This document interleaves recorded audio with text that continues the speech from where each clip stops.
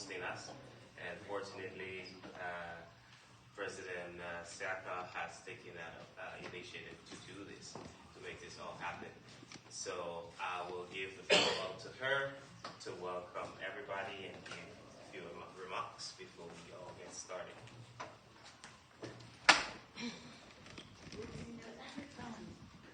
Not because anywhere we go on is safe, can't tell that meeting can go first.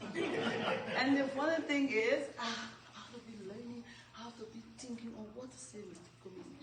And today, I get some technical people here that know plenty book.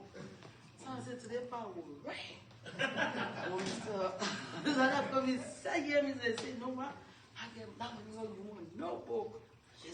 So today, I'm not just standing to say, just talk. No. Today, I read book. I read the book. I said, yeah, thank you. Do you need my glasses? Is it a prescription? Oh, my name. Mr. President, Honorable Representative Cummings, political leader of the Alternative National Congress, members of the Liberian organization in Canada, ladies and gentlemen.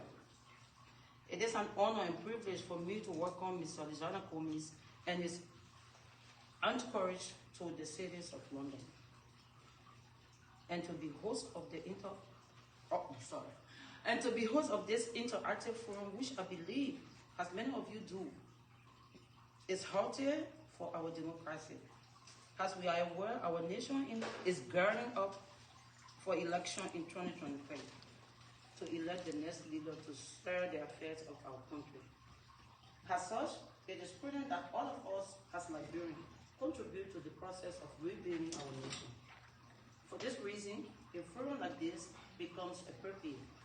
We must scrutinize without favor the manifestos of our political parties and the visions of their standard bearers. Today, we are privileged to have Mr. Cummings in our midst, who will be sharing his thoughts with us with respect to his vision and program for the country, should he becomes elected comes 2023. On this note, ladies and gentlemen, on behalf of our administration and the entire membership of LICA, once again, Mr. Cummings, you are welcome to the state of Liberia.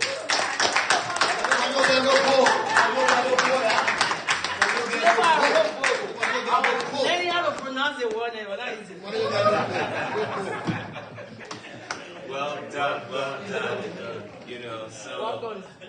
President Sieh is, she's one of the reasons where, inspiring young women to also participate in forums and leadership role as well. She's always been very supportive and entertaining whenever we have to come to a city. So I would like to also recognize our regional vice presidents and presidents of some of the cities here today. I don't want you to say I'm biased, but I'm from Windsor. We just had elections. Go ahead, you protect it. Go ahead. So he's the guy, that is sitting, and representing our city. I would like to introduce Mr. Alhaji Femo Kroman, who is the president of Windsor. All right.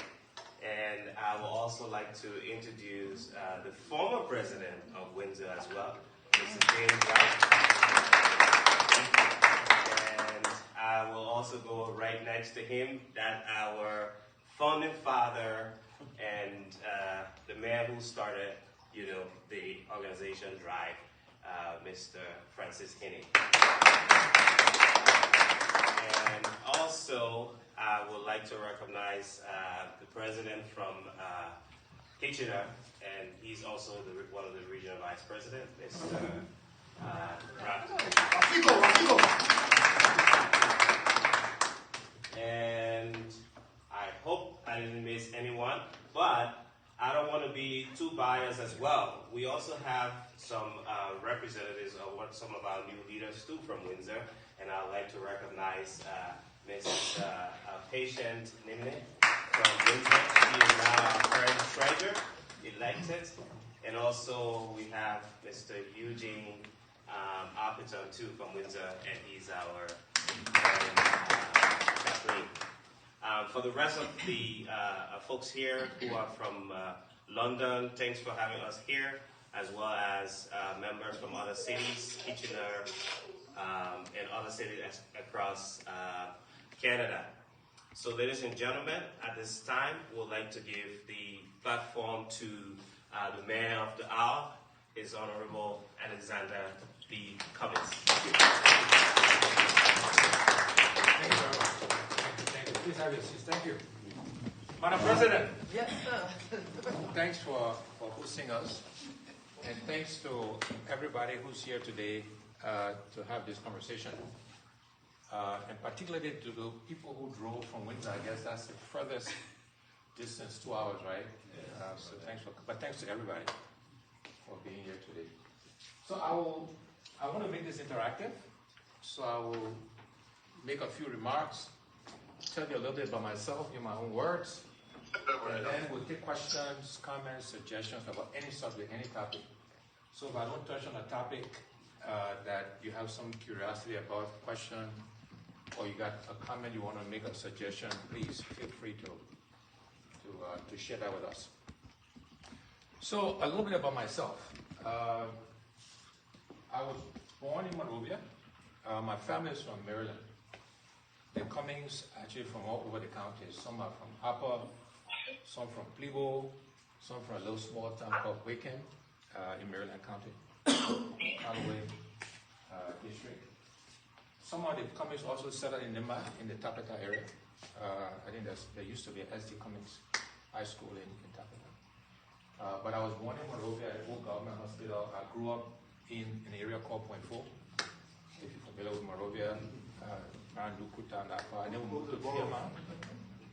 Grew up in Fiamma as well. I went to elementary school at demonstration school on Clay Street. Then I went to Sieh. Then I went to Cuttington. After 2 years, I came to the U.S., finished undergraduate school, went back to Liberia, worked at LBDI as an analyst.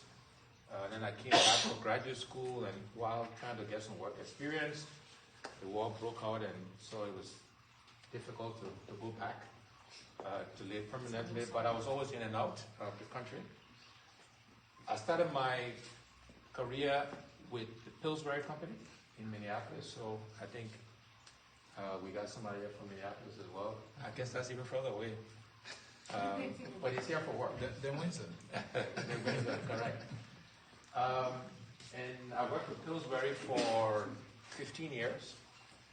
When I left, I was Vice President of Finance for Pillsbury International. Then I joined the Coca-Cola Company. I ran our business in Nigeria. Then I ran half of Africa from Nairobi, and then all of Africa from London, and then from Johannesburg. And then my last job at Coca-Cola I was based in Atlanta at headquarters, and I had responsibility for almost all the global functions around the world. So I had responsibility for strategy for the company, for human resources for the company, for the legal function, for information technology, IT, for all of the technical functions. So R&D, procurement, manufacturing, quality, secret formula. There is a secret formula. The foundation. So I kind of ran all of that for 8 years. And then in 2016, I decided I wanted to enter politics. I felt I'd been blessed with a lot of experiences that I wanted to bring to bear to help our country. And so I entered presidential politics almost 18 months exactly before the elections. So not a lot of time. But we didn't do too badly. We came in 5th out of 18, 20 candidates. We actually came in 3rd in Montserrat, ahead of a lot of folks, brown-skinned folks who have been there a long time. In fact, we came in 3rd, I think, in 6 other counties as well. So for a newcomer, we didn't do too badly.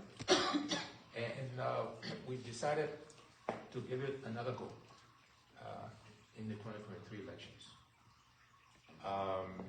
I often say, and I've said this on many occasions, and publicly that if President Weah was doing a half-decent job, he would get reelected because he was very popular. But the fact is, and this is not because I'm in opposition, if you look at almost every measurable fact or data point, our country is going backwards. It's just a fact. You may support President Weah or not, doesn't matter, but those are the facts. If you're objective, you look at the facts, the country is going in the wrong direction. And I think it's incumbent upon us to offer the country an alternative. You know, at the end of the day, Liberians will have 3, maybe 4 choices. This time there are no women in the top 3, 4. You will be selecting from among flawed men. None of us are perfect. And I think Liberians will have to make a choice as to where they want the country to go.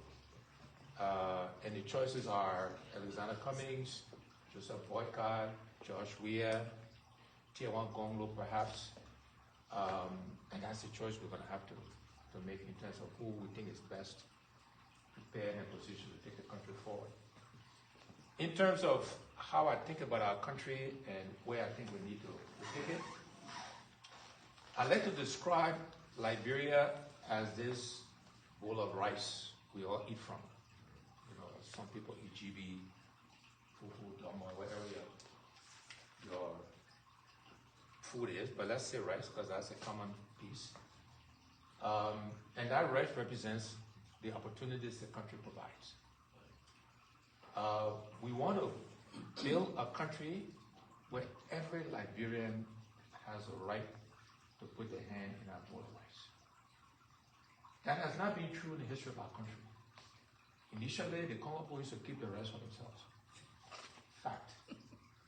Then when President Doe became president, it was mostly the Crown people, not all, but they keep the rice for themselves. Now you're not sedition, you can't put your hand in the bowl of rice.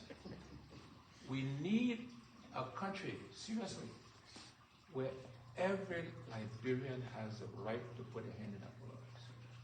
If you think about this, these are obvious statements I'm going to make, but it's a fact. You do not choose the tribe you're born into. No, not your choice. You don't choose when you're born, so whether you're young or old. You don't choose your gender, whether you're male or female. You don't choose the religion you're born into. And most people, religion they're born into, they die. Very few people change religion. So those things should not give you any advantage or disadvantage over anybody, because it's not a choice. The kind of Liberia we want is where is your choice, your decision. So the only thing will stop you from eating that bowl of rice is you gotta follow the law. If you don't follow the law, we're not like eating rice. But that's a choice. You make that choice. You can choose to follow the law or not, to break the rules. The other thing that will limit you is if you're lazy, you're not eating much of the rice. If you're strong and industrious, you eat a lot of rice. But that's also a choice. Those are the only things that should limit you from the opportunities our country provides. And that has not been the history of Liberia. And that's one of the things we all have to, together as a people, we have to agree that this is Liberia we want. Where we're not going to discriminate based on tribe and where you were born and your age and your gender, your religion, because that's one of the primary reasons why our country has not moved forward. Is because we create all of these divisions that are completely unnecessary. So that's the kind of Liberia we have to all aspire to want to develop. The other thing I said to Liberians, the other thing that has kept us behind is the corruption. But I like to call it stealing because corruption makes it sound nice. Stealing, and the people that steal, these are rogues. We should be clear, we shouldn't make it sound good, right? And this stealing has been in Liberia from the start of the country, unfortunately, right? But that cannot be the reason why it continues. And so when this current government is accused of stealing, and they are, they say, well, the other people did it before. You know, they say, oh, the EGS government did it before. Okay, that's true, but that's why we elected you, so you can do things differently. You can change it. But this corruption thing has been the bane of our existence.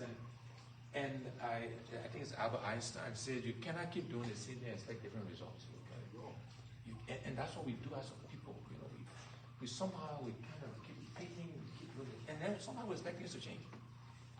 Of course, that's not going to change. It's not going to happen, right? And so we need to select people that are going to do things differently, that will bring real change to Liberia, and that are committed to doing that. The other thing I like to remind people is that the best predictor of future behavior, of future performance, is past behavior, past performance.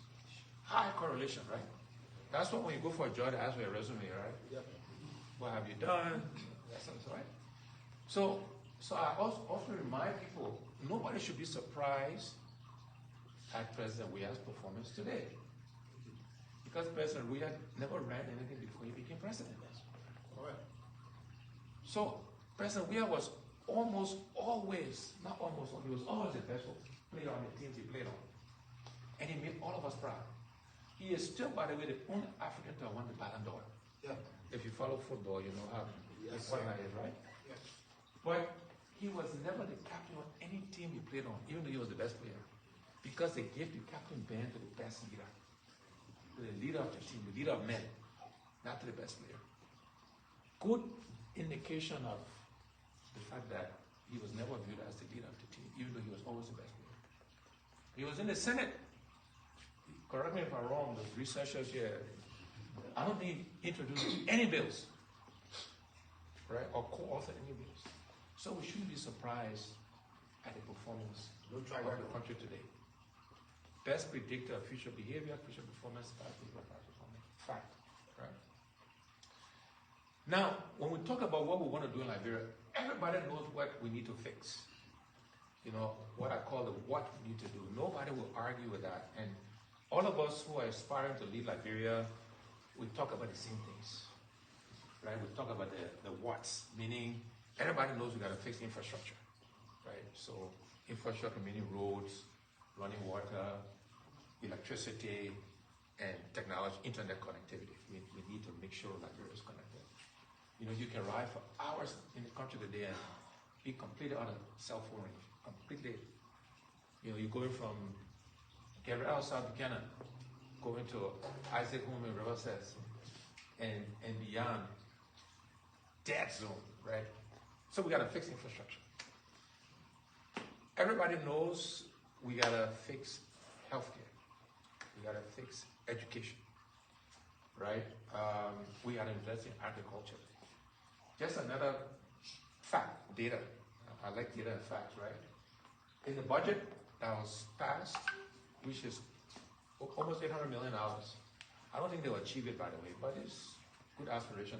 In 2016, I said our budget should be $1 billion, and the Unity Party people said, "Oh, no way you can get to $1 billion, right?" Small thinking, right? But the current budget should be almost $800 million. That budget in agriculture for the whole country allocated $7.5 million. For presidential security, EPS, allocated $10 million. Just give you a sense of the misprioritization of resources. And this is why the country is what it is. We're not allocating the resources appropriately. In addition to stealing, it's not following the priorities. But I think the most important thing is what are we going to do different to change the trajectory of the country? So in no particular order, the first thing I talk about is that we have to engage hearts and minds. We have to engage Liberians in this transformation. Too often we, as a people, we want somebody else to do the work. You know, and I often say Liberia will not change because we talk it, and we're very good at talking as a people, Liberia will not change because we wish it. Liberia will not change because we pray. We're in a church. Praying is important, by the way. Don't get me wrong. But Liberia will change if we do the work and we make the sacrifice. If we're not prepared to do the work, and I say will, I say I. If we as a people are not prepared to do the work and make the sacrifice, Liberia will not change. It will not change. We'll just keep talking. And we'll keep going around in circles. Every Liberian has to be prepared to work and sacrifice if we want to change the country. And so, how we engage hearts and minds, how we engage Liberians understand that we own this country, that the solutions have to come from us. You know, I hate it when people say, oh, we got to go to our, what would I say, our international partners, or some way would I describe it? Yes, we need help, and we will not take help.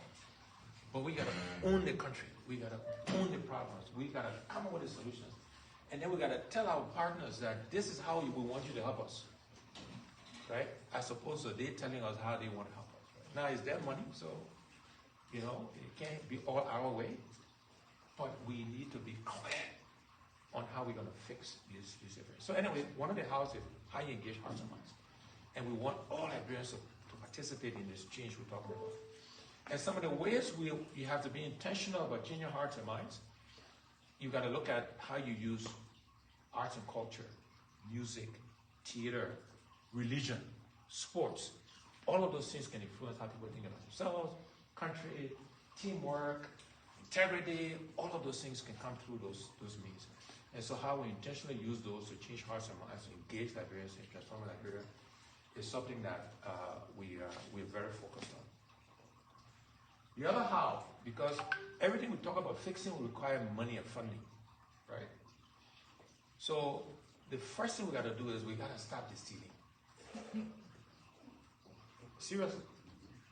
Because if we can stop the stealing and we can redeploy the funds, right, you begin to grow the economy, you begin to solve some of the problems.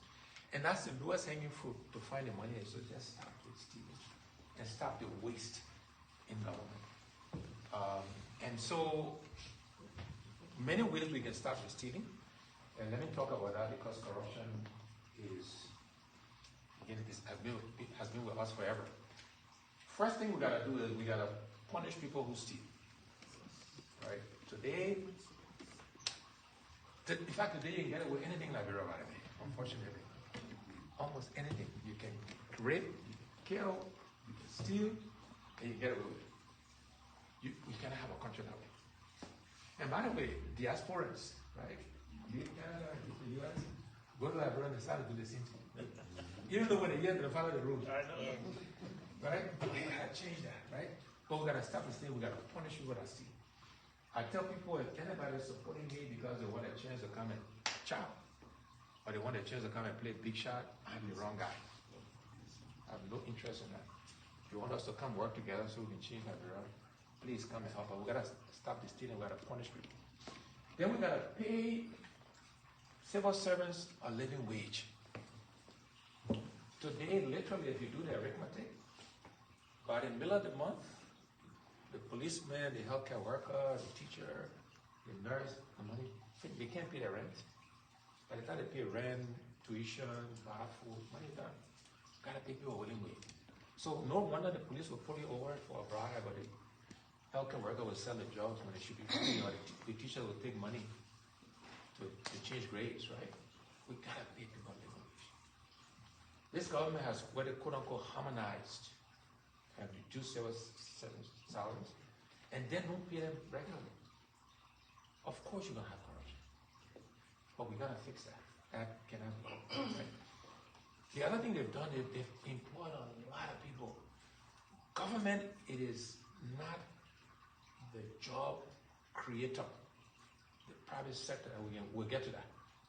The private sector is where jobs are created. Government enables, creates the environment for the private sector to generate and create jobs, not the government.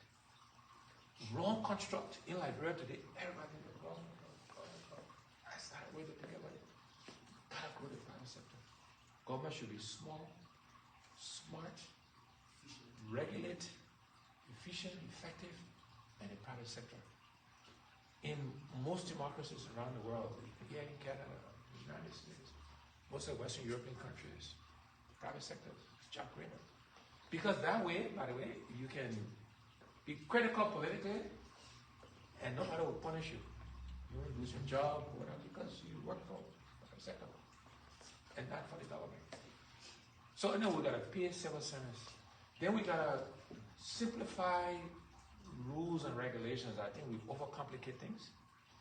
And the few people who understand use that knowledge to extract rent, to take money, to take bribes. The example I like to use, and it's meant to be illustrative because it's not as simple as I'll make it sound, but we're going to strive for that if we're successful, is today we import everything we consume in Liberia. Something we need to change, right? But that will take time to produce our food, to manufacture things. So we import everything, yet we make it very complicated to get things to the port. And that's what a lot of the stealing takes place too. Right? That's why the former head of the National Port Authority was on the U.S. sanctions list. Right? The stealing is just rampant. So when I talk about simplification, one of the things we'll strive for, and it's not as easy because we're part of the World Trade Organization, the ECOWAS. It's not as simple, but is if we said there's a flat rate for every container you bring to the country, no matter what's inside, and you can do the arithmetic, so you know what we get now revenue today. You know the number of containers coming. You do the math, and you say maybe every container should be $1,000. I make the number up just because it's simple. So no matter what you bring to Liberia, you bring out a container at $1,000, that's it. You do that, you pay. Simple. Everybody can understand. So you bring your container in, nobody will tell you, oh, for the camera is this, for that, it's $1,000. I don't care what's in there. A custom man cannot hold you hostage because you know, he or she knows. And then if there's money missing, so if there were 10 containers in the morning in the warehouse, at the end of the day, all the containers gone. The customs man owe Liberian government $10,000. If you only get $9,000, you don't need anybody to investigate. You don't need lawyer, accountant. He owe you $1,000. Simple, clear. As an example of how we need to simplify things to help reduce the stealing. If you look at the history of where the Eastern European countries came out from under the communist rule, Estonia, all of these, Lithuania, they went through a process of simplification, reducing the bureaucracy, right? To also get at corruption, to simplify things, make it easy. And you want to make it easy for people to start businesses, right? Get rid of all the rules and regulations.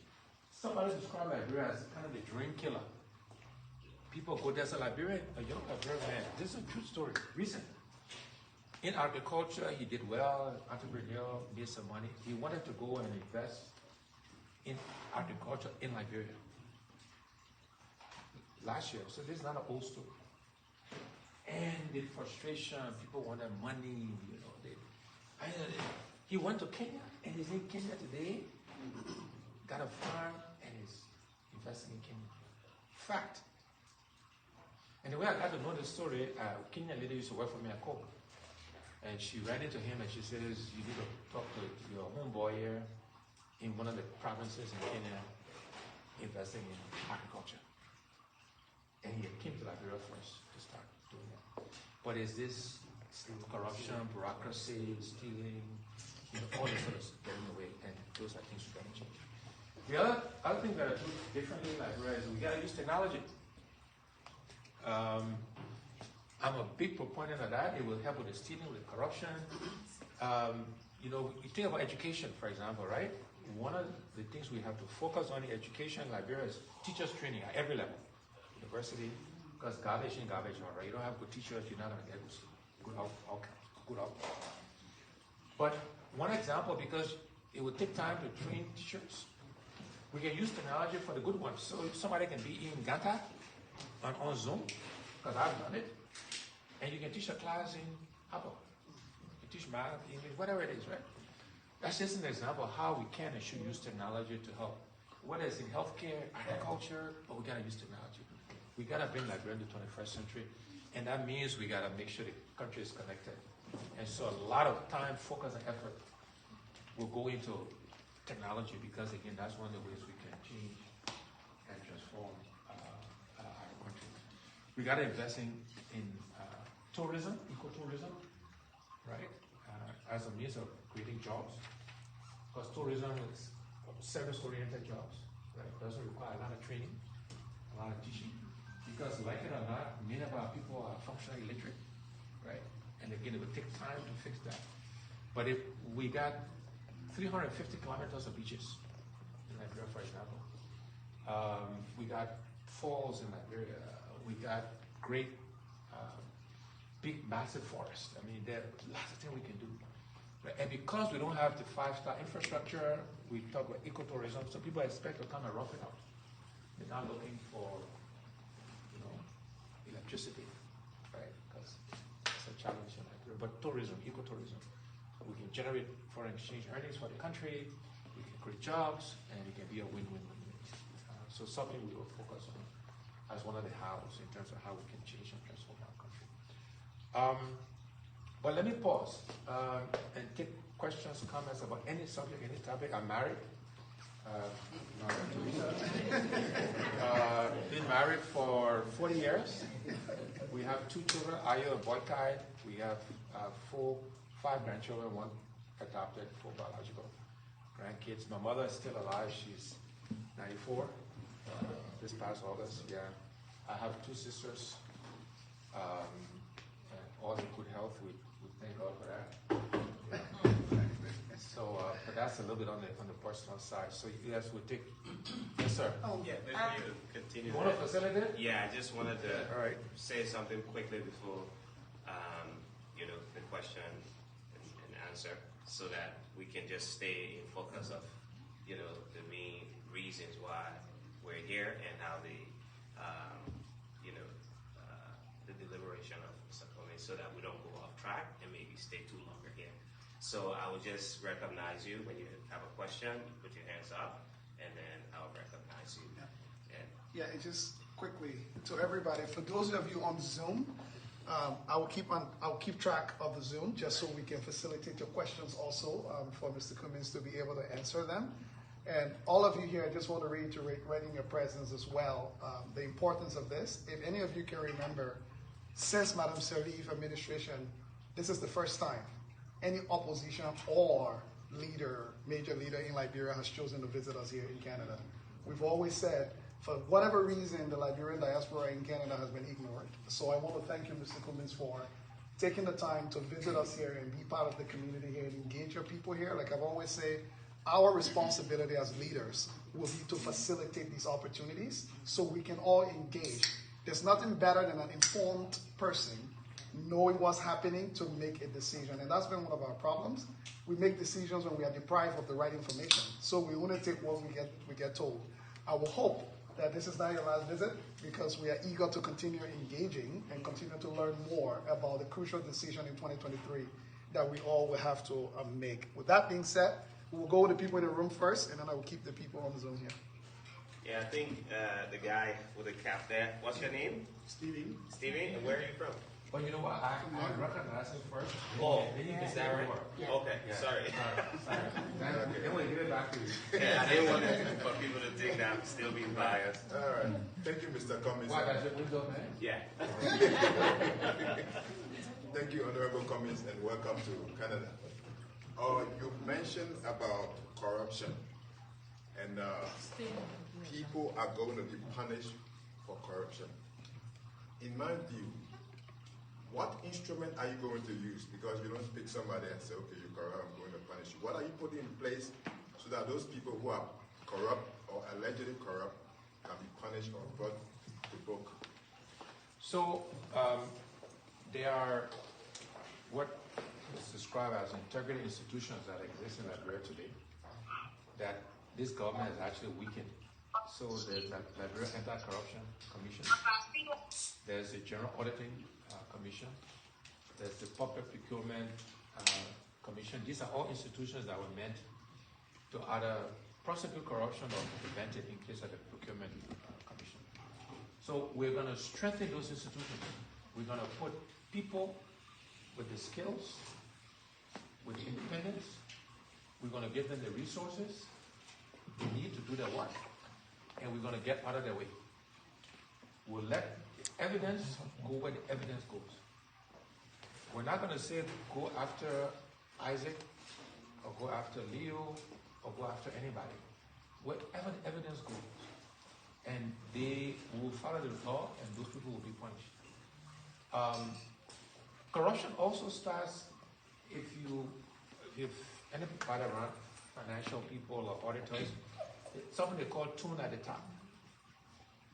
If you set the right tune as the leader or leaders, the organization follows, right? Very true. So if you are the leader of the country or the organization or the corporation, if you are corrupt, the organization will be corrupt.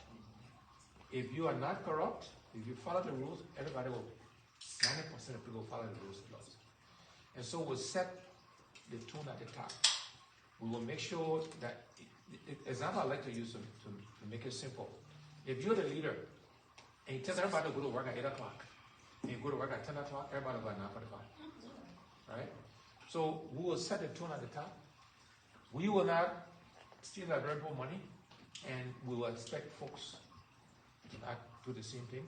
But we will institutionalize it through these institutions. And if we need to set up other institutions to get at the corruption, we will make sure we do that. Look, 99% of people, everywhere in the world you got bad people, no matter what the rules are. But I believe that if people know they will be punished, if as the leader you set the tone, most people will follow the rules. Even those people who are bad today, a lot of them are bad because they can get away with it. And that's how you got ahead in Liberia. In fact, when you had a government job and you didn't steal and you leave, they said, I was stupid. You were there all that time, you build your house, you do all that things, all right? That's the environment. If we change the environment, a lot of these things people will follow. They will follow the rules. But we'll strengthen those institutions. We'll create more institutions if necessary to make sure we're punishing folks who steal. All right, back to it. Okay. So go ahead. Your question, your name, you just state your name. Thank you very much. My name is Stephen Ford, and I'm from London, Ontario. There's a saying that says, people who are outside of authority, especially if they want to get into the presidency, there are lots and lots of promises, and things like that. And at the end of the day, if they get into power, most of what they promise, they try to do it the other way around. I just want to chip in that. But my main question is, you did not touch on anything that has to do with security. Today in Liberia, one of your staunch members, who happens to be Honorable Yeka Kolba, is always making comments about how the situation is unfolding security-wise in Liberia. All right? And I would like to know, what would be your security strategy if tomorrow you are given the opportunity by the Liberian people? Right. So let me react to your comment about people, other opposition, say a lot of stuff when they get to power. They don't do what they say. That is true. And this is why Liberians are correctly very cynical about politicians, because they've heard all of these things before. But I just remind you what I said earlier is that the best predictor of future behavior, future performance is past behavior, past performance. Right? So it's not what I say, it's what have I done. Have I behaved well? Have I delivered results? I ran Cook Africa, large 52 plus countries in the continent, large complex organization, did it well and delivered results consistently. My last job at Cook, global responsibility for almost all the global functions, did it for 8 years with integrity and did it successfully with consistent results. in that environment, the pyramid is very steep. You don't get to the top unless you're performing, you're delivering, you're smart, you understand people. Everywhere there's people, you got some politics. And this is dealing with different currencies from around the world, different nationalities from around the world.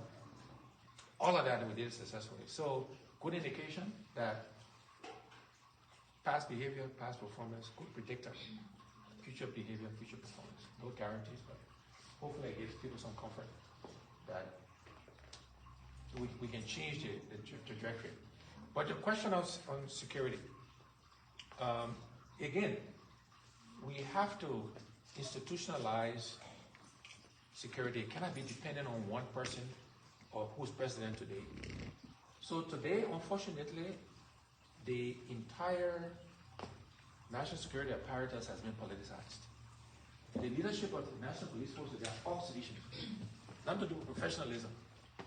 We'll professionalize the whole security sector, meaning Liberians who have the skills, who have the understanding, will staff those functions, will give them the resources they need to do their work. So that when people commit crimes, they will be punished, they will investigate, they will get the evidence, and we will not interfere in that process. We will not say, go investigate you. That's not the job of the president. But if the evidence leads to you, you will be punished. But the point is, we got to institutionalize these things. We got to make sure we strengthen the institutions. We strengthen the systems and processes that run those institutions. You know, when you depend on individuals to get things done, and you get a different individual, it may get better or it may get worse. When you put in systems and processes, you get more predictable outcomes when they work. So no matter who comes into that role, if you follow the system, the process, you know what outcome you'll get. And that's how we have to think about how we run the whole government. You know, I've heard people say, oh, you know, Cummings, good guy, but you bring all these systems, we're not working. Systems can work in Liberia.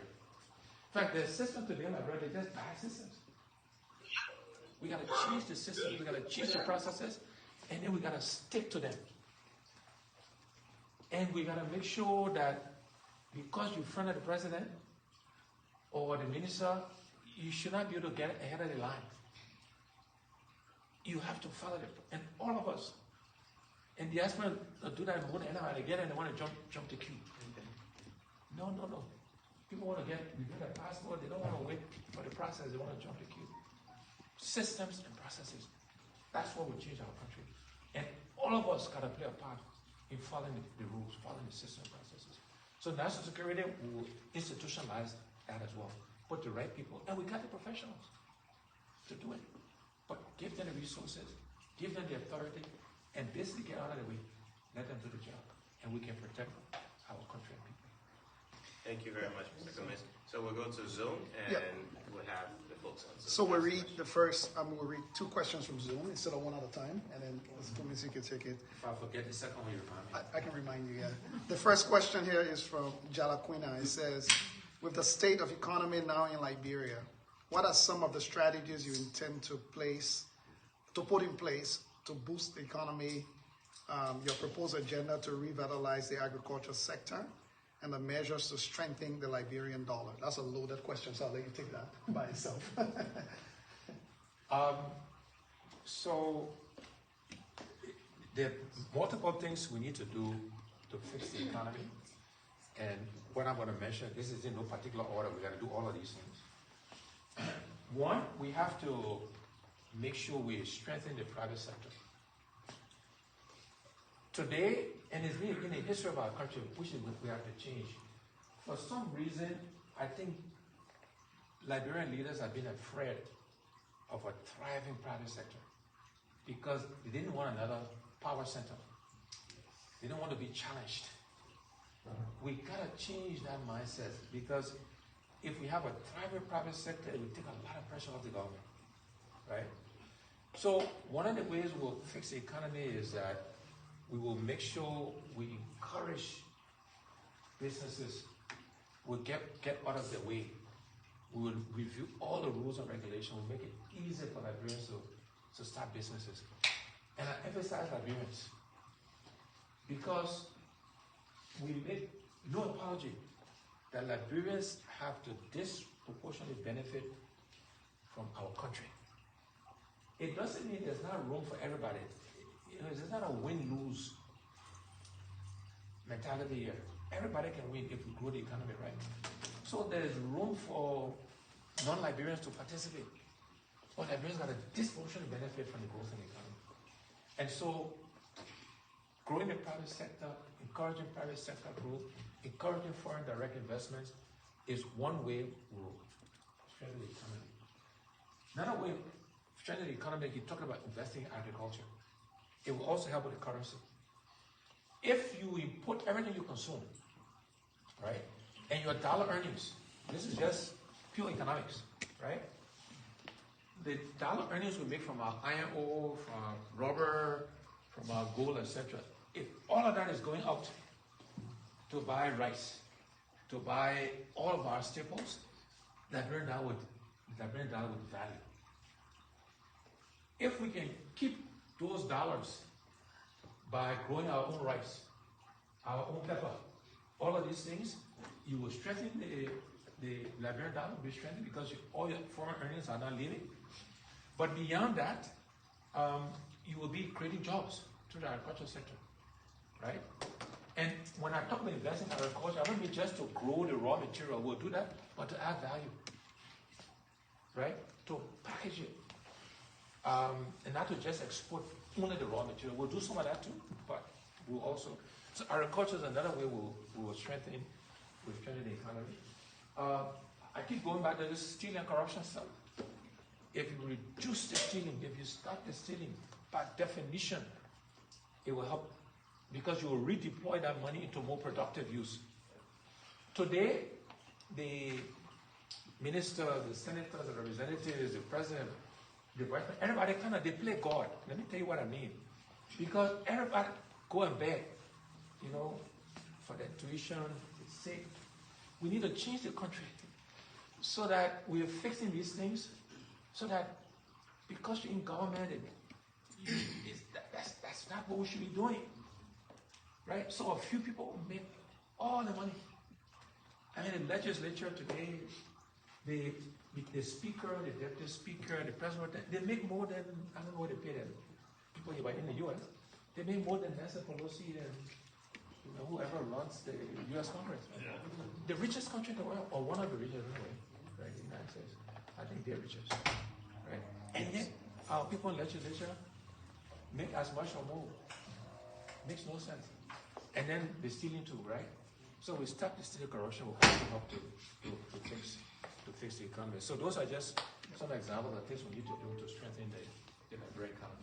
I'll ask one more from Zoom quickly.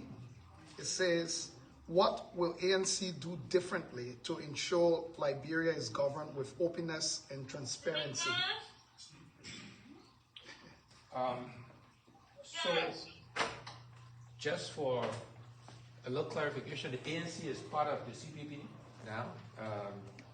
The Liberty Party and the ANC are in the CPP, collaborative political parties. We've redone the CPP agreement, and we active discussions to get other political institutions to join us. I think we'll get a few more. In the next few months here, we'll be announcing some other political CPP.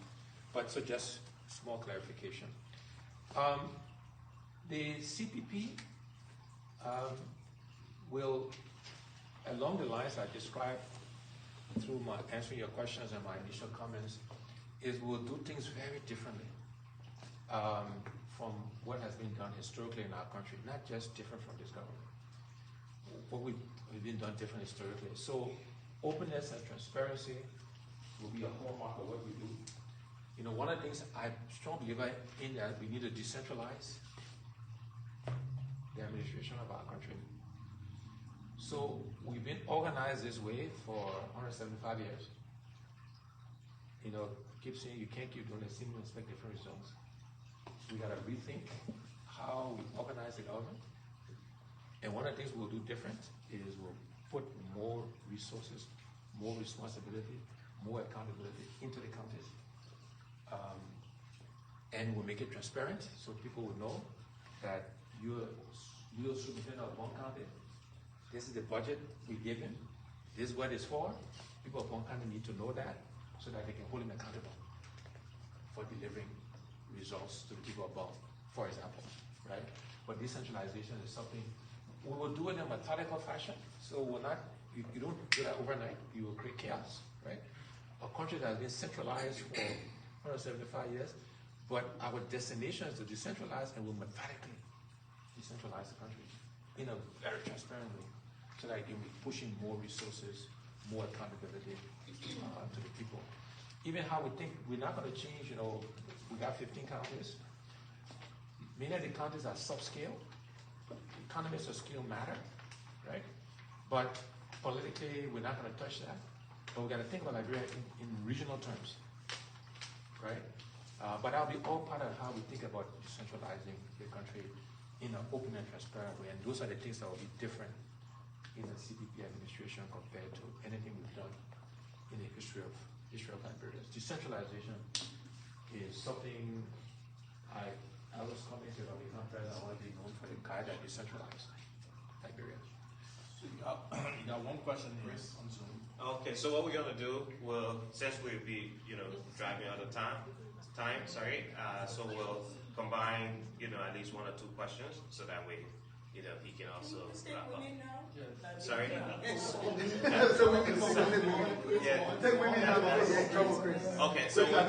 start. Okay. Get looking one direction. Everybody questions will be asked. Patrick, I want to assure all of you we will do our best for Mr. Cummings to get to as many questions. So no one should get uncomfortable because you think your question will not be heard. Looking one direction So right now. that's okay. We'll just set the record straight. Thank you, Patrick, for setting the record straight. Patrick, I've got to be very, very neutral here so that I don't get in trouble. Because Mr. Cummings will be gone and I will still be here. So. I hope you know that. So, okay, Mr. Kermah. From Mr. Kermah, we'll be going to the lady in the far left. Thank you very much, Mr. Cummings. I want to welcome you to Canada on behalf of the Liberian community from Windsor. Question from Before I ask my question, I just want to appeal to the representative. He is the president. In the future, if we're having this kind of program, I would be that we try to have the program on weekend. So Windsor is part of the It's very important. Library Association not just of Canada. people coming to attend the program. He just got inaugurated. Mr. Cummings, in your deliberation, you did say that we all know that the fact Liberia is really divided today on the basis of tribe, religion, party, and so forth. Presently, we see that if you look at the CPP is greatly divided, disintegrated completely.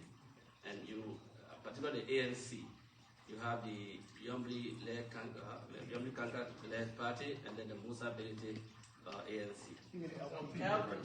Liberty Party. Musa Belite Liberty Party and the Yombli Kanka Liberty Party as well. And we've been seeing you relating with Musa Belite Liberty Party in most cases. My concern is how will you be able tomorrow, because politics is about number, to be president, you must get a vote. You can get all these beautiful ideas, but if you don't have a number, you can't get a presidency. So how will you be able tomorrow to bring those people together, the Yombli, Kanga, and the Musa Belite, to get one CPP, so that you're able to fight the government and get the presidency you're looking for? Can I appeal to all of us to please make the questions as brief as possible? Then we can get to them, or else we'll be here. Okay, so Mr. Kermah was talking about merger, and then we'll go to the lady there. Yeah. What's your name, please? I'm Tia. Tia. Thank you, sir. In Liberia today, there are issues everywhere in healthcare, education, food security, like in everything. Because of the way Liberia is now, everyone is almost corrupt. You give somebody $10, they're looking for a way to cut down. It's just like that all over. So my question is, what areas are going to be your priority areas if you win the election? Okay. Thank you. Okay. Let's just get one more. Mr. Cummings, sorry, and then. Okay. All right. So the CPP is not split. Let me explain what I mean by that. 4 parties came together initially Party, ANC, Unity Party, ALP, in the collaboration, we had a framework agreement we agreed to. And cut a long story short, the Unity Party and the ALP decided to leave the CPP. We can get into the reasons why, but in the interest of time, I think everybody knows the history, the lies they told on me, blah, blah, blah. We were exonerated. But it was their decision to leave. And look, this is a democracy, right? And Liberians will have a choice. I don't subscribe to the notion that if we don't come together, CDC will win re-election. I think that's defeatist. I think if we believe that George Weah and the CDC are performing badly, and they are, then you should rally behind either one, whoever you want to support. But not him, not the current government, because they know their performance. But let's not accept as a people, this defeatism. Liberians always want to say, what's your plan B? I never have a plan B. We strive to win, and if we don't win, we deal with the consequences. But the CPP is united with the Liberty Party and the ANC. Musa Belete is the legitimate chairman of the Liberty Party. Constitutionally, Yomle and her people went all the way to the Supreme Court. They were rebuffed. They have no legal recourse at all. So the party we are associated with today is the Liberty Party. And Musa followed all of the rules and went through all of the processes. And so, as I mentioned earlier, we will bring others into the CDP.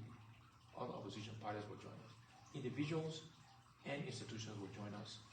But at the end of the day, the choice will be Alexander Cummings, Joe Burkhardt, George Weah. And I think if we do the work, I think we can be successful. Look, it would have been good if the split didn't happen, but it's happened. And I think it's unlikely that we will reconcile. I never say never. Say never belongs to God, right?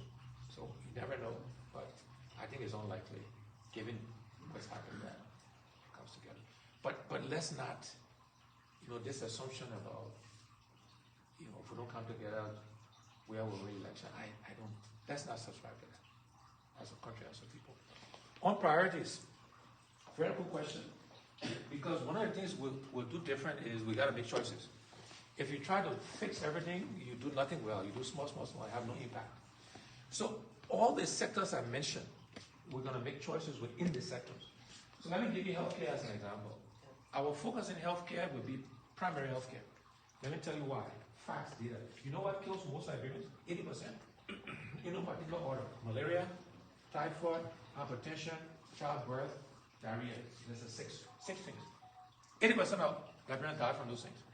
Yes, some people that die from heart disease and cancer, all that stuff, but 80% those basic things: childbirth, malaria, typhoid, diarrhea, hypertension. That's the 6 of them. The way you fix that is lots of clinics around the country, existing ones, new ones with basic drugs, trained midwives, trained nurses. We need to train doctors too, but doctors take a while. But we will focus primarily on that in healthcare. Because if we do that, you reduce 80% of the death in our country is caused by those 6 ailments. Facts, data, right? We're not going to do too much more in healthcare because, again, we got to make choices, priorities. In education, I mentioned the number one priority area will be teachers training. At university level, high school level, primary level.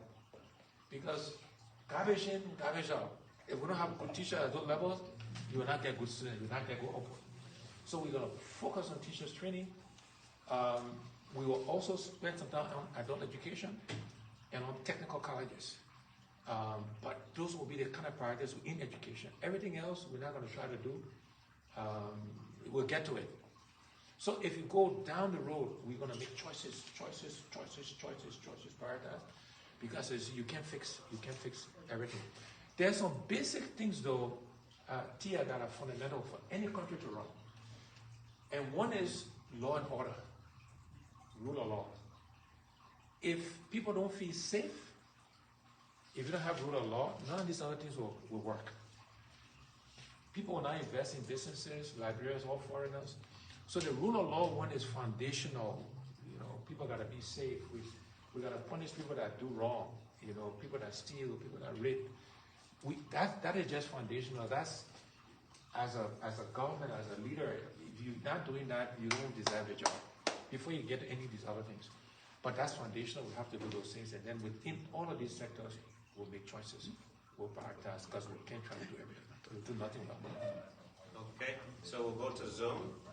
Leo, are there any questions on Zoom? Let's take some of the people here. All right, so sorry, we're going to go to Patrick, and after Patrick, then we'll go to. So we will facilitated. yeah. So we will be mixing it: one male, one female, one Yeah, male. we just balance it.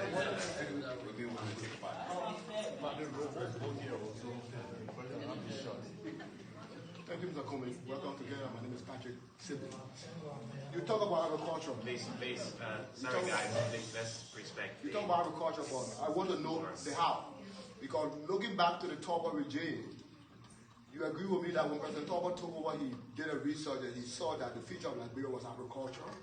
And that brought a pilot project of NCADP, BCADP, and LCADP, the three counted the breadbasket of Liberia.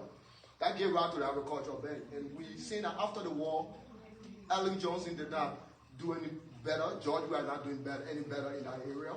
I would like to know your own structure that will really grow our agro industry and eventually lead to exportation, because you did mention in your earlier expose on that. I'd like to know how you want to do that. I also like to ask you, since you joined the Liberian political landscape, do you have any regrets? And with your current experience as a political leader, reading through your historical list, would you have done anything differently?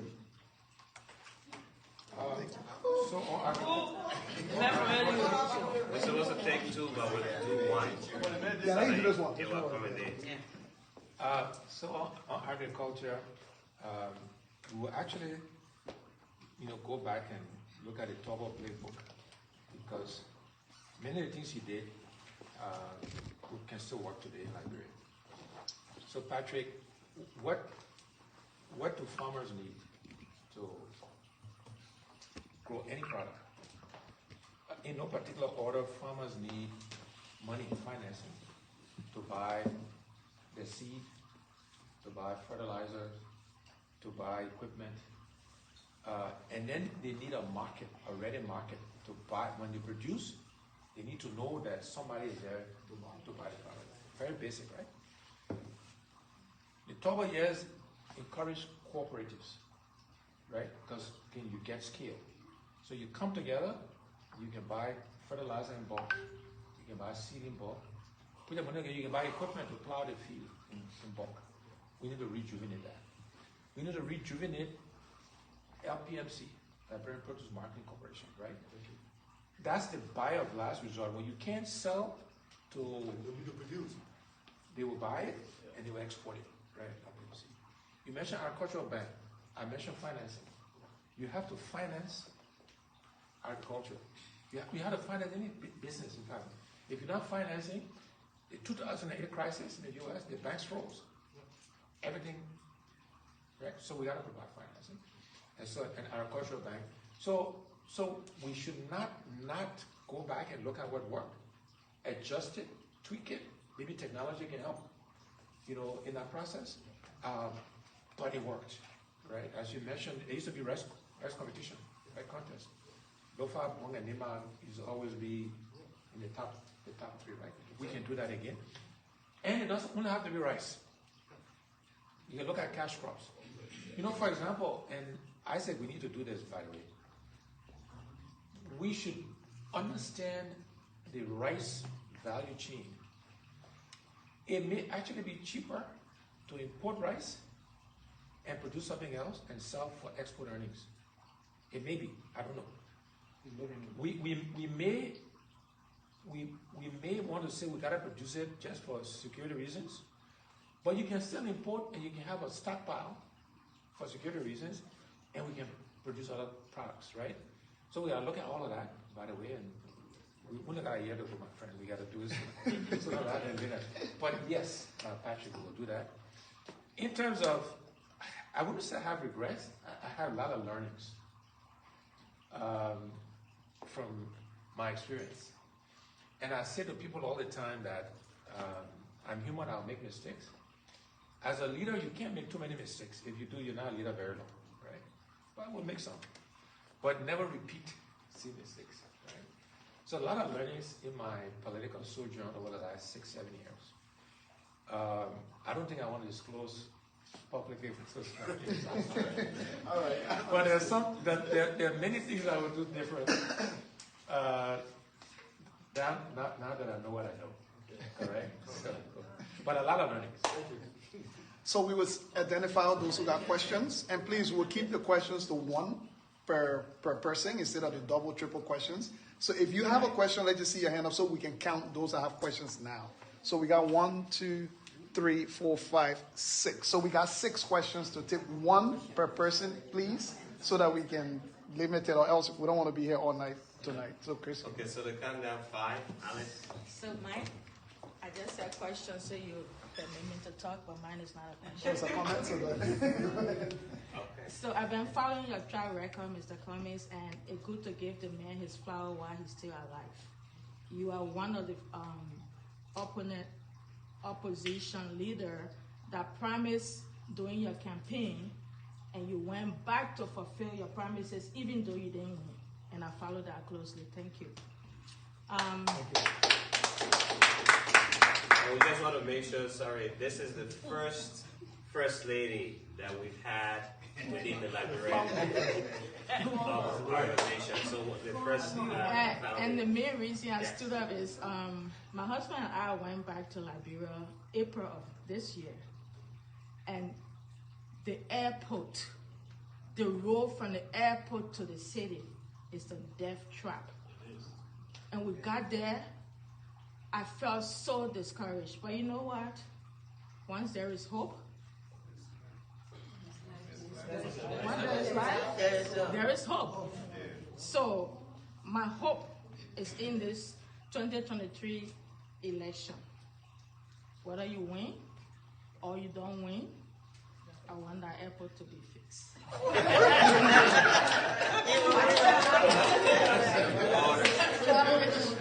So whoever wins. So the how we're flipping. Yeah. Take the next person, Chris. Let's go.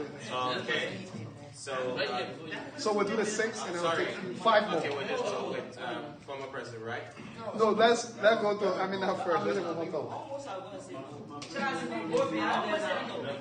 God kept standing up, put my hand up all the time. I'm not that sure. So, first I want to say thank you, and I want to say this is the first time that I am in the midst of other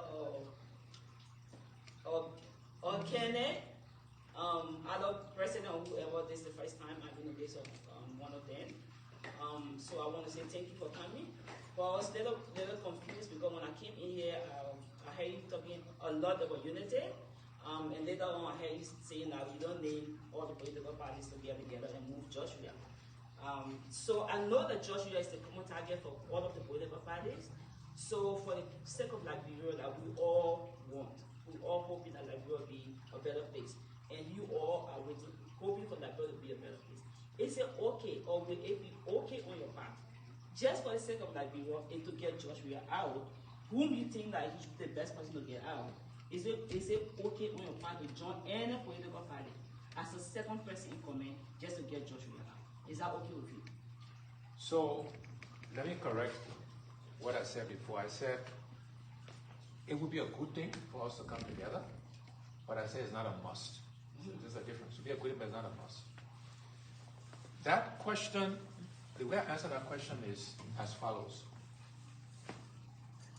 You don't run for vice president. You run for president, right? Nobody runs for vice president. That's not. The other way to answer that question is, it's Liberians always I mentioned earlier, have a quote unquote a plan B. If plan A doesn't work, plan B. I always say is, at least my life experience, and I've been blessed, I've had success, is I always focus on my objective. If I don't achieve that objective, then I deal with wherever I end up, wherever I find myself. When you enter a process, or when you put a plan together to start a business, whatever else, and before you even do the first thing, you already start planning for failure. Or you already start planning to be number 2. By definition, that's where you will end up. Compromise is a good thing. But as Liberians, we don't compromise too quickly. I'm serious. We don't push ourselves. We don't debate. We don't argue too much. Or we do it, and then we bifurcate. We need to push each other, and then we gotta make choices. We gotta make choices. I do not believe that George Weah cannot be won by myself or Joe Buckeye or somebody else. I don't believe the only way we can win is to come together. That would be a good thing. It will make it easier, but that is not the only way. And the easiest path is not always the best path. We don't always want the path of least resistance.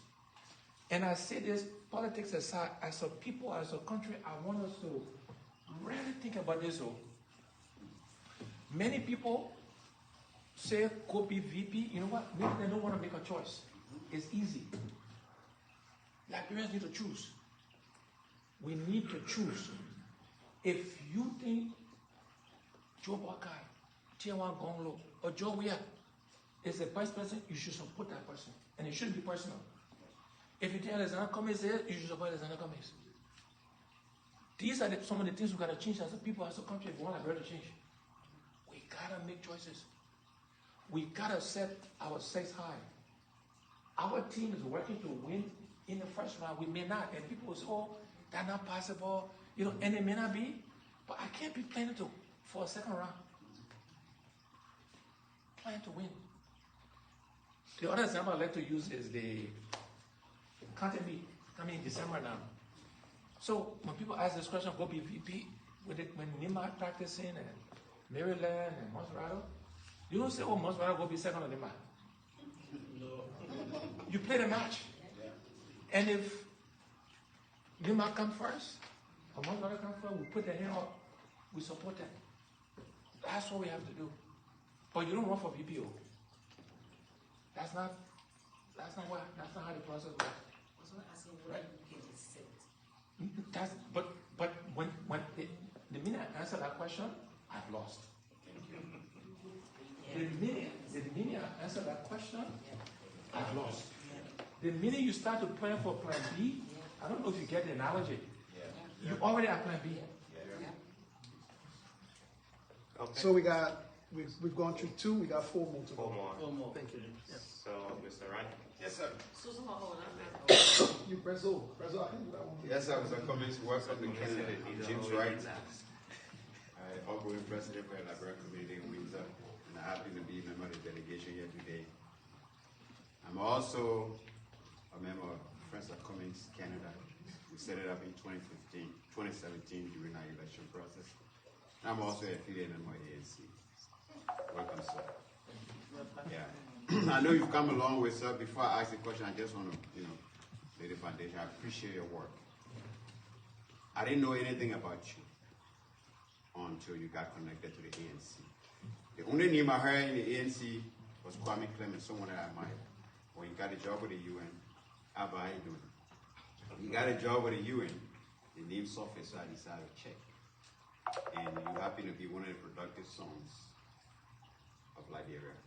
And since you entered the political race for about a decade now, I know the first election you didn't make it, but I know you gained a lot of experience, as you said. And your persistence is what got me still connected with you. Especially when you answer this question. We don't run for VP, you're running for president. No one comes to you and say, can't be my VP. No, you are running. Like anything, you would say you can't be my VP. So I like that. So I just want to ask, sir, does Liberia lack capacity? Because what I'm looking at is this. We've tried several times, even when Ellen won. She came in the diaspora, she recruited. The one on the ground, no output. Do we lack capacity in getting people to do our work? If you win tomorrow, I'm sure you will. If you do, sir, how do you classify, how do you consider the Liberians in the diaspora? What plans do you have for them? Because the diaspora Liberians is a huge number. And they have capacity. They've always been ignored. It's a question. What would be a plan for the Liberian diaspora and whether Liberia has or lack capacity? Especially in Canada.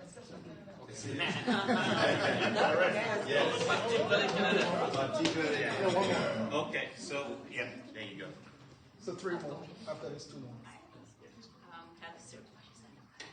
Okay, so my question to you, how do you intend to involve the youth, the next generation, we say, in the building and improvement of Liberia, especially, like I don't know a whole lot about Liberia politics and such, but right now, most of the youth in Liberia are all aspiring to be in the government, to be politics, government, because that's where the money is, that's where everyone is going towards. And you've talked about the mindset of the people, and I believe, I totally agree as well, the mindset of us Liberians is very backwards, it's very, I don't know how to say it, but the mindset needs to change. And the next generation, especially those who are within the diaspora, how do you intend to really get us involved in the building of the country to change that trajectory? Thank you. So the questions are somewhat related. Yeah. So, look, one of the other divisions we've created is the diaspora folks on the ground. You know, I mentioned the tribal divisions, the gender, the religious, etc., etc. Once a Liberian, always a Liberian, right? Whether you live in Canada, and I'm glad that I'm the first prominent person to come here, so I will keep that myself. And when I think about the diaspora, I think about it globally, not just the U.S. Canada, Liberians in Europe, we have a big chapter. In Europe, we got Liberians in Australia, I think in India, you know, everywhere, right? So we've got skills. And we have to mesh the diaspora skills with the experience and the skills on the ground. It cannot be either or. It's got to be and. It's got to be both, right? Now, it is true, though, that some diasporas go back to Liberia and they behave worse than the people on the ground. You know, I mean, it's like when they get to RIA, their behavior gets changed. I don't know what happened. I don't know if the water in the airport, when they drink the water, and it just start to misbehave, right? That we're not going to tolerate, right? But we will embrace the diaspora. But I want the diaspora not to just think about government jobs, though. I want diasporas to go and invest, start small. We need to make it easy, start small businesses, right? We talked about creating a diaspora fund, right? Where some of the money you send home, maybe you take 10% of that, we put in a fund that people can borrow from diaspora and who want to go home and start a business. The government can contribute to the fund, diaspora can contribute, we can get other investors to contribute, create a fund. So if you want to go start whatever small business you want, the financing should exist to do that. And we want to encourage diaspora actually to go and outside of government and go and help create jobs, right? And yes, Liberia is a young country. So again, facts, statistics, right? 65% of the population is under 35. The median age in Liberia, I think, is 18 or 19. Right? So a young country. So, young people represent the future of the country. We gotta invest in our young people. We gotta hire young people in government, right? Because people gotta see themselves. But most importantly, I want young people to be in the private sector. You know, and we gotta enable that. We gotta facilitate that. We gotta provide funding for that to happen. We will create a diaspora fund if we are successful. We can go on record for doing that, so that young people, anybody, not just young people, who want to invest, but you gotta pay the money back home. If you eat that money, we'll put you in jail. Or whatever asset you pledge, we'll take that asset. Confiscated. Correct. Okay, thank Two you. more. So we have two more, but okay, we'll take you in the black and white sweater. Yeah, and then Jenny Kaki. Thank you so much. My name is Stephen Cindy, and it's a Cummings. We want to say you're welcome to Canada once more, and thank you for coming into the forum that Liberians in Canada can have the opportunity to ask you questions about our beloved country, Mama Liberia. And notwithstanding, you have said a lot about Liberia, which is true. You have said a lot about yourself, that is true. But to just a little bit elaborate on some things that you mentioned, and come to my question. You mentioned about your work with Coca-Cola, which you started from a grassroots position, of a higher senior position. That was good. But then, now, to the point is this. You have all of the plans for Liberia. You contested. You lost the election. And then our government was elected.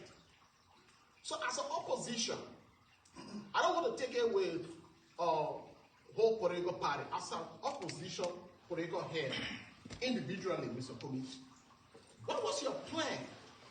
What was your suggestion? What was the way forward you brought to the CDC-led government under the leadership of President Weah?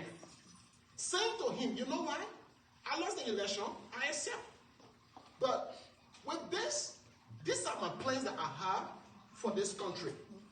That you can serve as a reference to say, I told President Weah this, and he refused, or I told the CDC government that this was the agenda that I have that I could help them work with, and they disagree.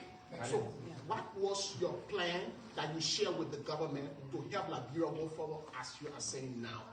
Got it. And I did it writing too, by the way. So I'm glad you asked the question. I got copies. So I have a copy. So I think it was in 2018 and 2019. 2019. So several things happened. I've done it on more than one occasion, so I'm glad you asked the question, right? So everybody can hear the facts. Yeah. They called a conference, and I think it was meant to. It was a facade. They were not serious. But anyway, they called a conference and invited prominent people. Toga McIntosh, who supports me today, chaired it. He was with the CDC, as you know, and he chaired that conference. And we put in writing recommendations to President Weah and the CDC government on how to fix the economy, in writing. Yeah. But not just me. Many other Liberians did that, by the way. I don't know if you know this. Toga put a binder together of recommendation on every sector and give it to the CDC government. You know what? They did nothing. Fact. Not as Zana coming seeing it. And I wasn't the only one who gave big contributions, by the way. Many other people, well-meaning Liberians, contributed to that. They did nothing with it. By the way, when the CDC took over, I don't know, seditionists, Isaac was a former seditionist. I am, Mr. Cummings. That one. The Johnson administration, every ministry, every agency left binders of information materials that if President Weah, I said earlier, if President Weah was going to have a decent job, he would get reelected. If they had just followed, built on what the work that was done, there were things that were not done well, they should have fixed it. There were some things that were done well, they should have built on it. They did none of those. But to answer your question directly, yes. we have contributed, and that's just one example. Other occasions, we've contributed recommendations. So I don't just criticize, I recommend solutions, and we give it to them, and they've done nothing. But not just in the companies, other people have done as well. In the open letter, you gave recommendation. There you go. So one more, John, your hand up. Koya will give you, yeah, well, go ahead, Captain. My name is Janeka Toure. People refer to me as the political imam. Political Thank Imam you for asking coming question. once more, and I'm really happy to see you in person. I follow your track record in the Liberia political landscape for like 2-3 years now, and I knew you to be called Mr. Perfect. I didn't say it, but some Liberian did.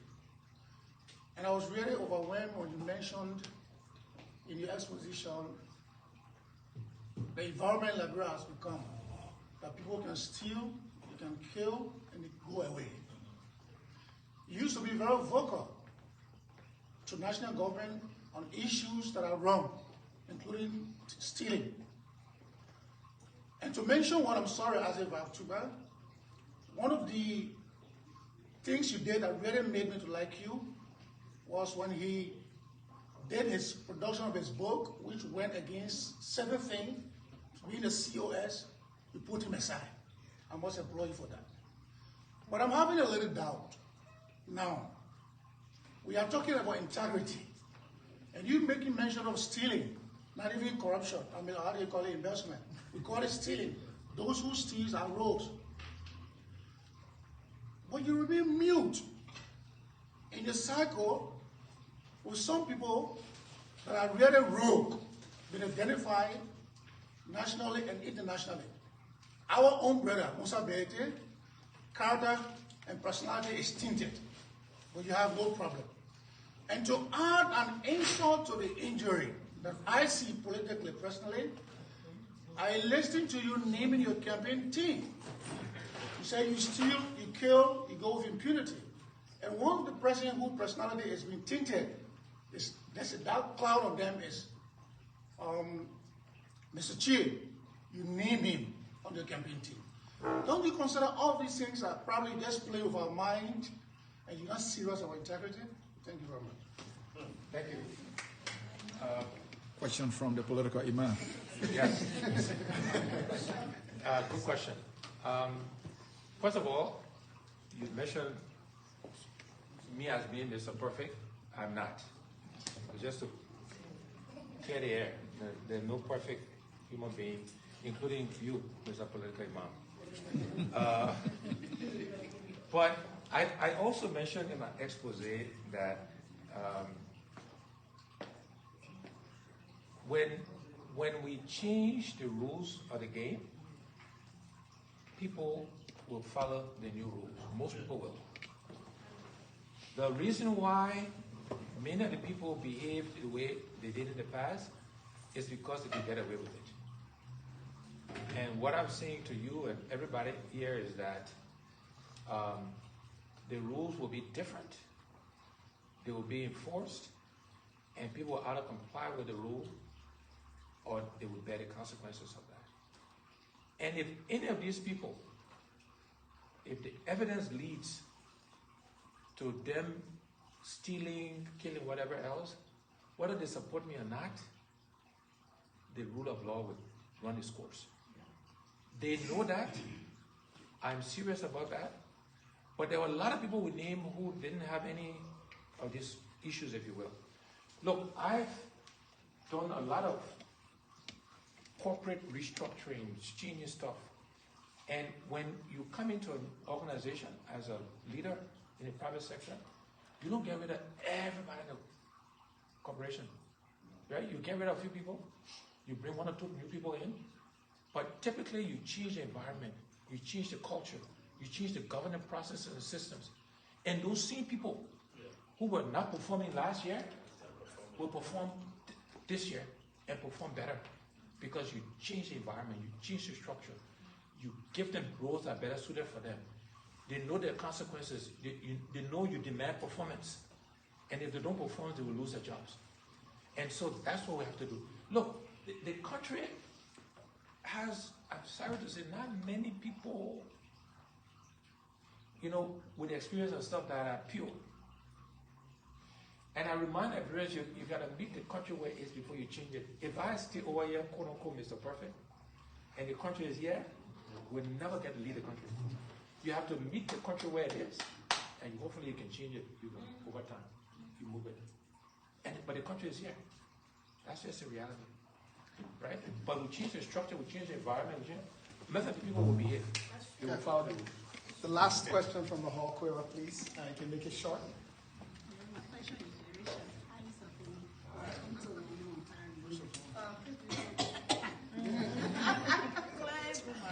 Okay, my question has to do with the voting of the diaspora, because we are here, we contribute towards the economy. So when you win as a president or as an aspirant, what you have in place for our voting right as a diaspora?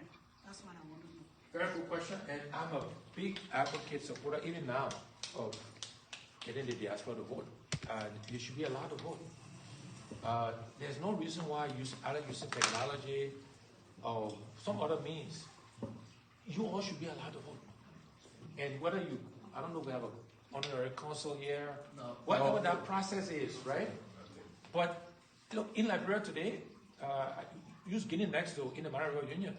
When the elections, our Guinean brothers, in Guinea, they assemble sometimes SKD, they register, they vote, and the votes are sent back to Conakry.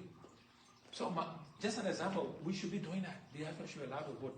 So we are going to be advocating for that now, for the 2023 election. Now, that may or may not happen.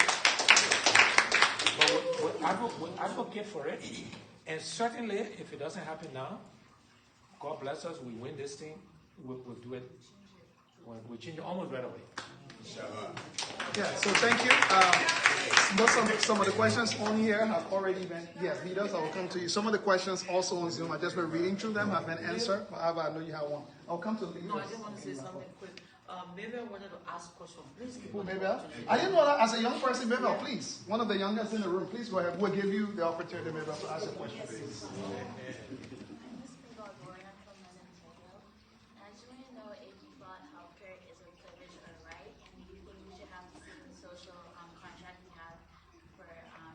Sorry, I think what is it, right? Should we have some social contract for healthcare that we use for education? Yeah, I do. I think healthcare is a right. You can have a good education, you can have a great job. If you don't have your health, it doesn't matter. Right? Yeah. I mean, so the answer is simple answer is yes. It's all right. Yeah, so on Zoom, I watched most of the questions. Like I said, some of them, Mr. Cummings already spoke to them directly. I think the only one maybe I will go on, Mr. Cummings, is somebody wants to know why Liberia cannot use their own currency. Why is U.S. dollar proliferating in the Liberian economy? I think I'll let you speak to that. So no, everybody, even though Mr. Cummings is not the president and controlling the central bank or any reason, but I think someone threw it, so I just wanted him to actually speak to that. And then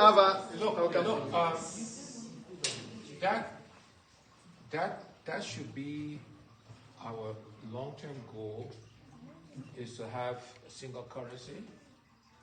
But there are many examples around the world. Some Latin American countries, I think maybe Peru is one example, but if you make that switch too quickly, you will cause economic chaos. Yes. And there are benefits to having the US dollar and the Liberian dollar coexisting today.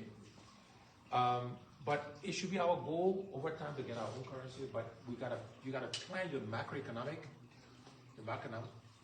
policies with that in mind, so that you eventually move towards a single currency.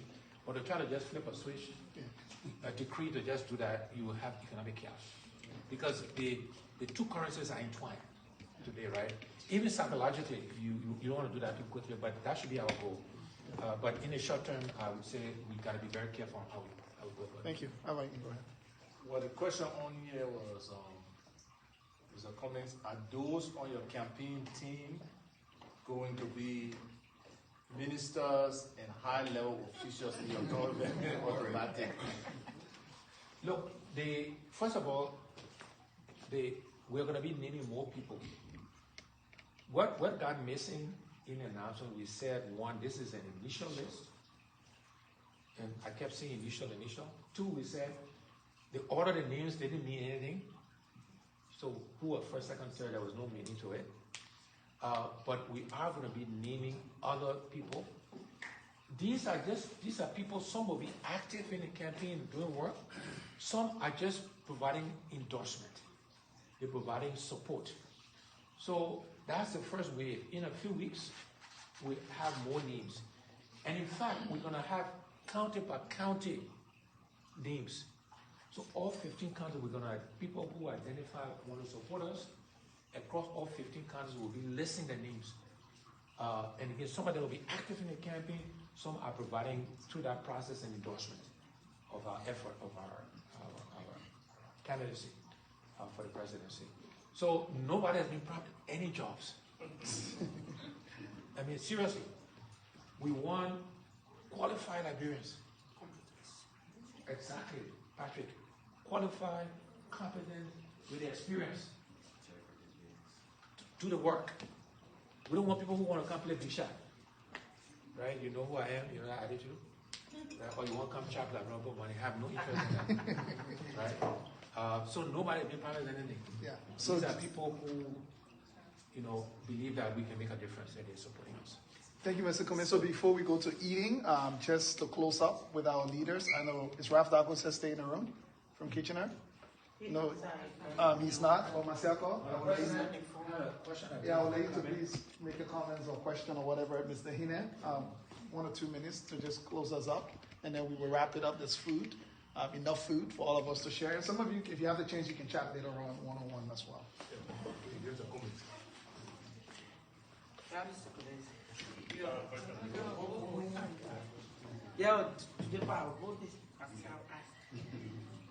We are one of Liberian leading professionals who have worked in lucrative companies. Yet many Liberians think that Liberia has never been a priority. I want you to please comment on that. And my questions would be, I'm currently a citizen who has completely lost confidence in the party because of the poor performances. How can you convince me? Why are you grabbing for you?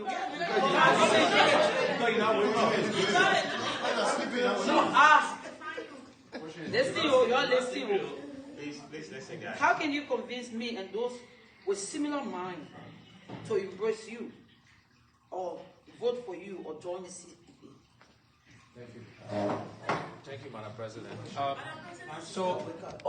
That lady also wanted me to ask you that. What would be your position with women? Like, how many women do you plan to put on your tickets? Right. So, no, on the ticket, electoral process, like representatives, senators. She won't. Yeah, that's what. There are 3 questions, I guess. One was to do with your performance in Liberia. And what? Yeah. So because I only entered politics in 2015, 2016. There's a myth that I have not been doing stuff in Liberia. And there's a whole list of things we've done, but when we're taking these actions well before I entered politics, we were not doing these things for political reasons to make it public. To say, I did this to beat my chest. I helped this person, I did this. But going back to as early as the early 2000s, whether it's donating, we did one of the first computer labs at Sieh. We help individual Liberians. We do work in education. We've done scholarships. The list goes on and on and on and on, well before we enter politics. And since we enter politics, we have a foundation. And by the way, that foundation focuses primarily on education. And nowhere do we ask you what your political party, what your tribe, what your gender, what your religion. If you qualify, you will get whatever assistance the foundation offers. No, don't ask any of those questions because it's not for political reasons. And all of the help and assistance we've done, never with a political eye in mind, even after we enter politics. Right? But it doesn't mean we haven't been investing or do stuff in Liberia. The second question about convincing seditionists. What I would say to seditionists is that President Weah and the government has disappointed you, as you said, right? We talk about a Liberia where we're not going to discriminate. So if you're a qualified sedition, you are honest, integrity, you will be embraced. You will be welcome. Excuse me? In terms of performance, what will you do different from the George Weah government, and how can I be convinced? But I think through this expose, we mentioned a lot of what we'll do different, Madam President. We talked about how we make choices. We talked about the areas we focus on. We talked about the fact we stop, the stealing. We talk about the fact that you got to do things differently. You can't keep repeating the same thing over and over and expect different results. We talked about the best predictor of future behavior, future performance, as past behavior, past performance. So hopefully we touch on many of the things that we'll do different from what is being done, today by the coming to Canada is very government. different. Coming to Canada is so there will be many things we'll do different. Thank you. What is being done today. And then on the women piece, we are strong advocates for women at every part of our society. Today, this National Election Commission has a 30% threshold of women represented in the senators, right? And we're working towards that. It's a challenge, but we're doing our best to hit that 30%. But again, we shouldn't limit that, right? If we can do more, we'll do more. Yeah. Certainly, we're committing in the executive branch of government, minimum 30, and we're going to be shooting for 50% of the leadership of the country should be women. The Chinese say you can't clap with one hand, right? So we can't, half the population, more than half of the country are women, and we got to embrace. And again, it's just a fact that we're not doing women a favor. When women are at the table, better decisions are made. Yeah. It's empirical evidence to support that, right? So it's not like we're doing some favor. It actually will help the country by getting women involved and engaged in the governance of the country. But in all sectors, not just in government, in the private sector, everywhere else. Just one quick question from Focus on Liberia, and that came from Mr. Dennis Jai, and it's from Prince, not Sully, but Prince William. And his question is, will your government support the proposal for National Gold Reserve? National Gold Reserve. Well, look, that has to tie into our economic policy, macroeconomic policies. I don't know if it's necessary that we have a quote-unquote gold reserve, but that's something we'll look into and make a decision as to how, perhaps as we think about a single currency, question of Liberian dollar only, that will probably be part of the consideration to have confidence in the Liberian dollar that is being backed by a gold reserve. But that decision is, again, a part of the whole macroeconomic planning, policy, etc. Is not one you just, because we wish it to happen, we make it happen. We certainly have a lot of gold. And we need to leverage it to the benefit of the yeah, guys. No, just quickly, guys. I will let Mr. Heenan. Can you just maybe wrap us up, and then I will send us to. Yeah, okay. Then Mr. Cummings can. I will thank him after Mr. Cummings close us up with some final comments. Well, thank you, Mr. Cummings. Like everyone has already said, welcome to Canada. We very much appreciate you being here with us today. I remember when I met you, April in Monrovia, and we've been following you, seeing you on all of the different pronouncements and work you've been doing. And Leo and I walk up to you, and we have shook hands. It was in the night, and you said, "Leo, whoever is Leo's friend is your friend as well." So you're proving that friendship by coming all the way here, and I also embrace that friendship. I want to say thank you for taking the opportunity to be here with us. And you just give us hope that at least any of us who kind of felt that Liberia was lost, we see the glimmer of hope, and we all can contribute to that hope. My area of discipline is in local government. I heard you mentioning about decentralization of the political powers. Liberia have had a decentralized political system for a long time, but it was used for just one sector. If you look at it, all our paramount chiefs and our clan chiefs and our town chiefs are elected people. They elect them, just like we do here in this place. It's just that we need to look at our playbook and see how we can collectively bring those systems back in place and empower and enrich them, like you said, have a budget and kind of run with it. Because when you elect people, you hold them accountable. And so that we can go for that. So on behalf of all of us here, I want to say thank you again for coming. I want to thank all of you that drove from far distances to be here. Canada is a very big country. You are only dealing with people in this one little province today, Ontario, and not even the entire Ontario. This is just southwestern Ontario. It's just from Toronto to Hamilton to London to Windsor. That's what you're dealing with here. We haven't even gone to Turner Bay and all areas below yet. So it's a very huge area. But again, we are happy to see you. We spread the message. Of course, right now the media is carrying it, but we will also talk to people when they meet us individually. So again, on behalf of the group, on behalf of the Honorable President there, we say thank you and thank you for coming to Canada in our city. Thank you very much. Yeah, and just before everybody, just before Mr. Cummings closed, I just wanted to make a few remarks. So we had 55 people on Zoom that joined us via Zoom. So we want to thank all of you as well on Zoom for actually joining us. I just wanted to make a few remarks. Thank you again, all of you, as your leader, as your servant, as your president. We make these calls. It's a Wednesday, in the middle of the week. We know how difficult it is with people's work schedule. So I really appreciate, especially for those of you, the leaders, who made it your business. 2 hours drive, 2.5 hours drive to make it here on a busy Wednesday traffic evening. I would like to say to all of us, because a number of people even commented on the Zoom about this issue about people who have been accused, what of war crimes in Liberia being involved in our politics. And I want to make this clear as a community. We've had this discussion before. We all have a responsibility to hold people accountable in Liberia. We cannot wait for political leaders, for politicians to be the ones. Outside of International War Crimes Court, Liberia has an operating justice system. And I don't know of anybody who has taken a warlord to court in Liberian courts. I don't know of any, you can correct me to say, because the crimes that were committed are also crimes in Liberia. They are not just crimes outside of Liberia.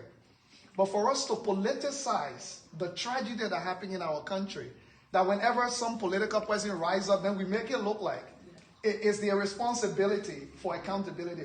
We all suffer the war, especially those of us who may have been fortunate to be here. We need to push our legal system, our lawyers and our justices and everybody, to also know that we should take these people to court in Liberia. If our court system fails us, then we know. But we can't expect individuals to be the judges and the lawyers and the one who would say, this person would never participate in Liberian politics because they are accused of being involved in the war. Let's take them to Liberian courts if we can have an international war crimes court. So I wanted to make that because it came up a lot, that we can't sit here and be pointing fingers at the people who would be political leaders tomorrow. It's Anna Cummings today. It's Joseph Walker today. So we'll wait again. 6 years down the road, the next crop of political leaders that will arise, then we tell them and say, why are you working with these people of not going to court? Let's hold them accountable. Some of them come here to visit the whole town halls. We celebrate them. But then by the time they go back to Liberia, we pretend like we want somebody else to go and do it. So thank you, everybody. We'll keep the conversation going, and I'll allow Mr. Cummings to please close us up. Thank you. So to the folks on Zoom and everybody here, thank you for your presence here. I appreciate people driving the long distances to come and have this interaction. Clearly the weekend would have been better, but there's only so many weekends and so many commitments, and so this was the best opportunity we had to come and interact with you. We can also do future Zoom conversations on a weekend if that's better. We can arrange that because I can do that from anywhere in the world. But again, I want to thank you for your presence here today. All very good questions, comments, suggestions, very well appreciated. And lastly, to Leo's point, we got to meet Liberia where it is. The country is where it is. Our people are who they are. We change the environment. We change the construct. We bring consequences. A lot of people will follow the new rules. They will behave themselves. And those that don't, whether they support me or not, they will be punished. But again, thank you for your presence. I appreciate it. God bless you. Before y'all go to announcement, right? Next steps tomorrow. Oh yeah, so just quickly to everybody, in Hamilton tomorrow, Mr. Cummings will be doing a lecture. Folks, Ansony Sieh, reporting for Focus on Liberia here, that will conclude the coverage of the town hall event in which the Liberian Association of Canada here in Canada has decided to invite Mr. Cummings and talk to him about his quest to be president of Liberia. He is a political leader and they are Liberians, and they thought to hear from him and to ask questions and for him to provide answers to the questions. And as you heard, I think a good number of the questions were tough, and Mr. Cummings did what he needed to do as a political leader to answer those questions from his fellow Liberians. And reporting from Focus on Liberia, I'm Ansony Sieh, and actually reporting from one of the provinces in Canada called London, Ontario, so to speak. It's a state, Ontario, where I'm reporting from, but from the city of London. There is a city in Canada, in the state of Ontario, there where I'm reporting from. Thanks for watching. We are hoping to have at least a 15-minute one-on-one with Mr. Cummings. Once that arrangement is set up, we will be coming back on live, and this time to have a one-on-one with Mr. Cummings. I just hope it's going to materialize, and when that happens, you will be hearing me asking Mr. Cummings serious questions on, and especially his list and all that. And you guys know me, I always try to hold my ground for the sake of Liberia.